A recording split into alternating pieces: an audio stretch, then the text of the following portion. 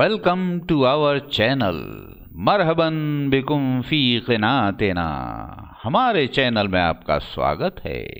हमारे चैनल में खुशामदीद। सब्र इस्लामिक फाउंडेशन।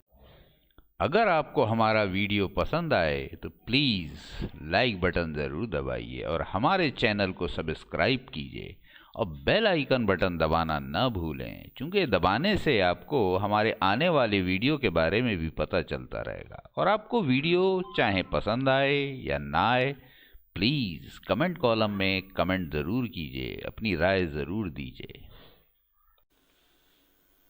सूरह काफ़िरून। अस्सलामु अलैकुम वरहमतुल्लाहि वबरकातुहू। औज़ु बिल्लाहि मिनश शैतानिर रजीम। बिस्मिल्लाहिर्रहमानिर्रहीम। पनाह मांगता हूँ मैं अल्लाह की शैतान मरदूद से। शुरू करता हूँ अल्लाह का नाम लेकर, जो बड़ा मेहरबान और निहायत रहम करने वाला है।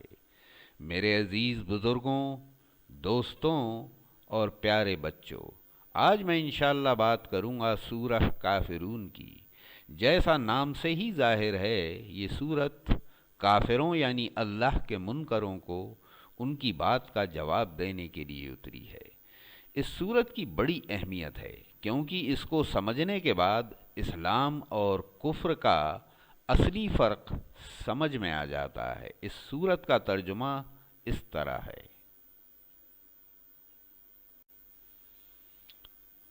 कुल माने कह दो, यानी अल्लाह ने हमारे प्यारे नबी सल्लल्लाहु अलैहि वसल्लम से कहा है कि ए नबी सल्लल्लाहु अलैहि वसल्लम, इनसे कह दीजिए या अय्युहल काफिरून, यानी ए काफिरो। ला आबदू, यानी नहीं इबादत करता मैं। माँ यानी जिनकी, ताबदून यानी इबादत करते हो तुम। पूरी आयत का मतलब है, नहीं इबादत करता हूँ मैं जिनकी इबादत तुम करते हो। वला यानी और न, अंतुम यानी तुम, आबिदून यानी इबादत करते हो, माँ यानी उसकी जिसकी, आबुद यानी इबादत करता हूँ मैं। तो पूरी आयत का मतलब है, और नहीं इबादत करते हो तुम उसकी जिसकी इबादत मैं करता हूँ। वला यानी और न, अना यानी मैं, आबिदुम यानी इबादत करने वाला हूँ, माँ यानी उनकी जिनकी, अबत्तुम यानी इबादत तुमने की। तो पूरी आयत का मतलब है, और न मैं इबादत करने वाला हूँ उनकी जिनकी इबादत तुमने की। वला यानी और न, अंतुम यानी तुम, आबिदून यानी इबादत करने वाले हो, माँ यानी उसकी जिसकी, आबुद यानी इबादत करता हूँ मैं। तो पूरी आयत का मतलब है, और न तुम इबादत करने वाले हो उसकी जिसकी इबादत मैं करता हूँ। लकुम यानी तुम्हारे लिए है, दीनुकुम यानी तुम्हारा दीन, वली यानी मेरे लिए है, दीन यानी मेरा दीन। तो पूरी आयत का मतलब है, तुम्हारे लिए है तुम्हारा दीन और मेरे लिए है मेरा दीन। वक्त। ये सूरत उस वक्त नाजिल हुई जब मक्का के लोग हमारे प्यारे नबी सल्लल्लाहु अलैहि वसल्लम को दीन की दावत से रोकने के लिए तरह तरह की तजवीज़ें रख रहे थे, और उन्होंने उम्मीद लगा रखी थी कि हमारे प्यारे नबी सल्लल्लाहु अलैहि वसल्लम एक दिन उनकी बात मानकर समझौता कर लेंगे। उन्होंने तरह तरह के लालच दिए। किसी ने कहा कि हम सब मिलकर आपको इतनी दौलत देंगे कि आप मक्के के सबसे रईस आदमी बन जाएंगे, बस आप हमारे माबूदों की मुखालिफत छोड़ दीजिए। किसी ने कहा, आप मक्के की जिस औरत को पसंद करें हम उसकी आपसे शादी करा देंगे, बस आप हमारे माबूदों की मुखालिफत छोड़ दें।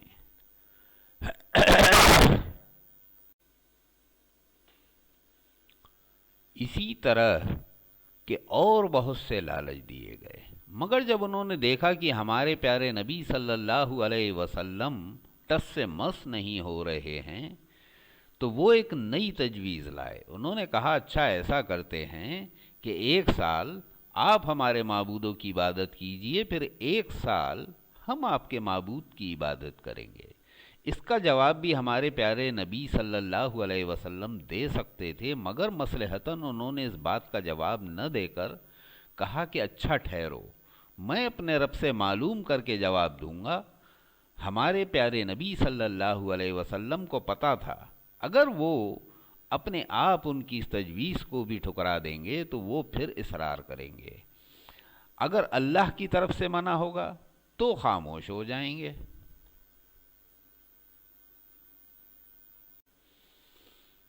اس سوال کے جواب میں ہی یہ صورت نازل ہوئی. اس میں پہلی ہی آیت میں کہا گیا ہے کہ اے نبی صلی اللہ علیہ وسلم ان کافروں سے کہہ دو. یہاں خاص بات غور کرنے کی یہ ہے کہ جو لوگ بھی مخالفت کر رہے تھے ان سب کو کافر کہا گیا ہے. یہاں کافر کا لفظ استعمال کرنا کوئی گالی نہیں ہے. ان لوگوں میں مشرک بھی تھے، نصرانی بھی تھے، یہودی بھی تھے اور مجوسی بھی تھے، یعنی ان میں اہل کتاب بھی تھے مگر وہ بھٹک گئے تھے. انہوں نے ایک خدا کو چھوڑ کر اور معبودوں کو بھی پوجنا شروع کر دیا تھا، اور انہوں نے نبیوں کو خدا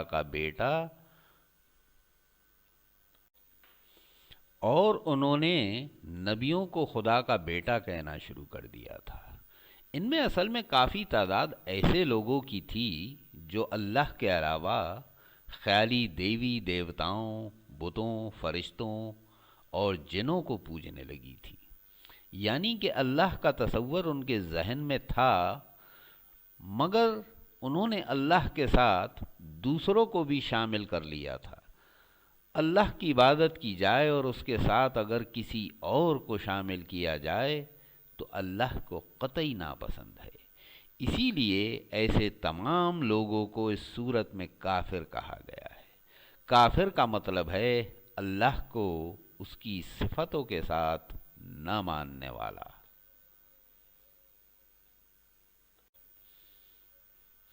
اللہ کی صفتیں یہ ہیں کہ وہ اکیلا ہے، اس جیسا اور کوئی نہیں ہے، وہ ہمیشہ سے ہے، وہ ہمیشہ رہے گا. نہ اسے نیند آتی ہے، نہ اسے تھکن ہوتی ہے، نہ اسے کسی مددگار کی ضرورت ہے. وہ ہر چیز پر قادر ہے، یعنی وہ جو چاہے کر سکتا ہے. یہ دنیا، یہ کائنات اور ان میں رہنے والی تمام مخلوقات کو اللہ نے بنایا ہے. اس نے آسمان کو دھوئیں سے، زمین کو جھاگ سے، فرشتوں کو نور سے، جنوں کو آگ سے اور انسان کو سڑے گارے سے بنایا ہے.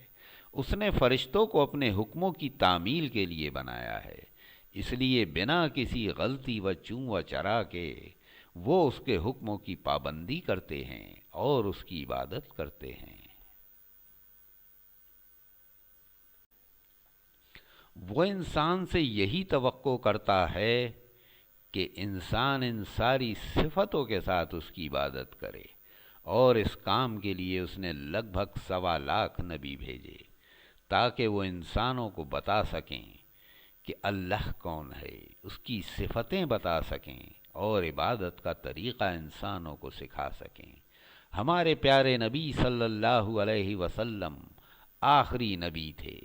ان کے بعد اب اور کوئی نبی ہمارے پاس ہمیں صحیح راستہ دکھانے کے لیے اب نہیں آنے والے ہیں.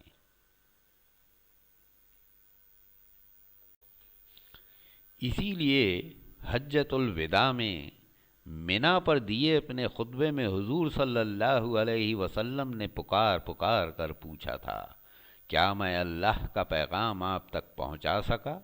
اس کے بعد انہوں نے کہا تھا، اب یہ ذمہ داری آپ کی ہے کہ اللہ کا پیغام آپ اپنے پاس اور اپنے دور والوں کو پہنچائیں. اس وقت مائک نہیں ہوتے تھے. اگر کوئی تقریر کرتا تھا تو اس کی بات آگے پہنچانے کے لیے بھیڑ میں سے ہی کچھ لوگ کچھ فاصلے پر کھڑے ہو کر اس کی بات دہراتے تھے. اس طرح دور تک اس کی بات لوگوں تک پہنچ جاتی تھی. اس دن بھی 1.25 کی بھیڑ تھی اور یہی کام جاری تھا. لیکن اس دن ہمارے پیارے نبی رسول اللہ صلی اللہ علیہ وسلم نے یہ بھی فرما دیا تھا، میرا جانے کا وقت آ گیا ہے، اس لیے اس بات کا مطلب کہ اب یہ ذمہ داری آپ کی ہے، آپ اپنے پاس اور دور والوں کو پہنچا دیں۔ یہ ہے کہ میں تو اس دنیا سے جا رہا ہوں، اب یہ ذمہ داری میری امت کی ہے کہ وہ اللہ کا پیغام یعنی دین کا پیغام دنیا تک پہنچائیں، اور وہی ہوا بھی، اسی لیے اسلام عرب سے ساری دنیا میں پہنچا۔ میں بھی کچھ مہینوں سے یہی ذمہ داری نبھانے کی کوشش کر رہا ہوں، کیونکہ میرے خیال میں قرآن پاک کی تفسیر بیان کرنے سے بہتر دین کی دعوت کا اور کوئی طریقہ نہیں ہو سکتا، کیونکہ ہماری لا علمی کی وجہ سے ہی دین کے ٹھیکیدار اپنے ذاتی مفاد کے لیے ہمیں گمراہ کرتے آئے ہیں۔ آپ لوگ دعا کیجئے کہ اللہ آگے بھی مجھے کام کرنے کی ہمت اور توفیق عطا فرمائے، آمین۔ اللہ کو اس کی صفتوں کے ساتھ ماننا، ہمارے پیارے نبی صلی اللہ علیہ وسلم کو اللہ کا آخری پیغمبر ماننا، اور قرآن پاک کو دل سے ماننا اور پوری طرح یقین کرنا، اور قرآن کی تربیت کو اپنی زندگی میں ڈھالنا، اور پیارے نبی صلی اللہ علیہ وسلم کے طور طریقوں پر چلنا ہی سچا دین ہے۔ ہر نبی نے اللہ کی صفتوں کے ساتھ اس کو ماننے اور اس کی عبادت کرنے کو کہا۔ لوگ مان بھی جاتے تھے، مگر نبیوں کے دنیا سے کوچ کرتے ہی اپنے وقتی اور ذاتی مفاد کی وجہ سے پھر گمراہی میں ڈوب جاتے تھے۔ ایسے ہی اس وقت بھی مکہ والے عیش و عشرت میں ڈوبے ہوئے تھے اور سینکڑوں معبود بنا بیٹھے تھے۔ اللہ کو اپنے ساتھ کسی اور کو شریک کیے جانا سب سے زیادہ ناپسند ہے۔ اس کے ساتھ کسی اور کو شریک کرنا شرک ہے، اور مکہ والے شرک میں مبتلا تھے۔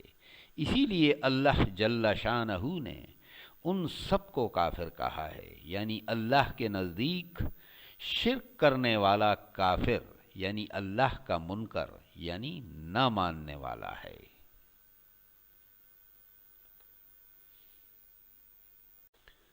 دوسری اور تیسری آیت میں اسی لیے اللہ جل شانہ نے ہمارے پیارے نبی صلی اللہ علیہ وسلم سے کہا کہ ان سے کہہ دو، میں ان کی عبادت نہیں کرتا جن کی عبادت تم کرتے ہو، اور نہ تم اس کی عبادت کرتے ہو جس کی عبادت میں کرتا ہوں۔ چوتھی اور پانچویں آیت میں پھر لگ بھگ وہی بات دہرائی گئی ہے، مگر اس بار آنے والے وقت کی بات کی گئی ہے۔ چوتھی اور پانچویں آیت میں کہا گیا ہے، اور نہ میں عبادت کرنے والا ہوں جن کی عبادت تم نے کی، اور نہ تم عبادت کرنے والے ہو جس کی عبادت میں کرتا ہوں۔ یعنی آگے کے لیے بھی صاف انکار کر کے کافروں کے منہ بند کر دیے۔